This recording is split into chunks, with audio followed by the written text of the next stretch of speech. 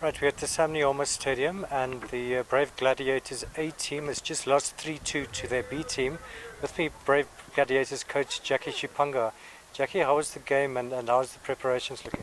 The preparations are going great. It's just obviously, as we said already, we have limited time to get the girls fit, and as a result, the load is a little bit way too much on them.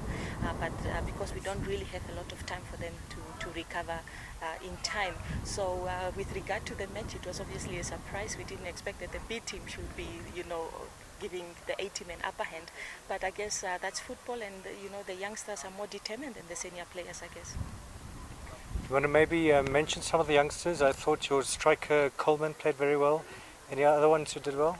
You obviously noticed that Coleman only came up the second half because she's also on an injury that she picked up during the Zone 6 games. And, the moment that she came in, she managed to score a goal as well. Another injury came from the Weko Shipati, one of our speedy strikers as well.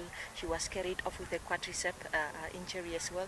But have a look at Adams, Tomalina Adams all the way from Lutherans. I think she's just Speedy Gonzalez. She's brilliant in front of goal. So hopefully she can pull the team through.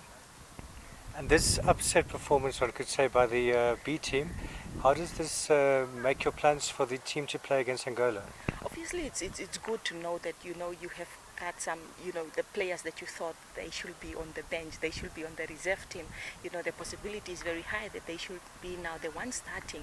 So that's definitely a good psychological boost for them. But hopefully, it's also an eye opener, for the senior girls to really see that their place are not secured in the team, and that they should be working more hard than what they actually expected.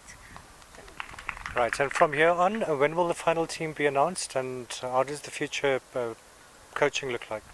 We are giving them a bit of a rest for tomorrow, and then of course on Sunday they are going to play another friendly match, which then will determine, the final selection.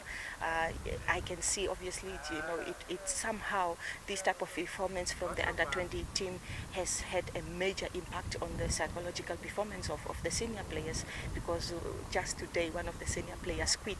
One of our best players, Bonita Aijas, she just gave back, all her stuff, and it's a pity that we could lose a player of her caliber just because she's maybe mentally not strong enough.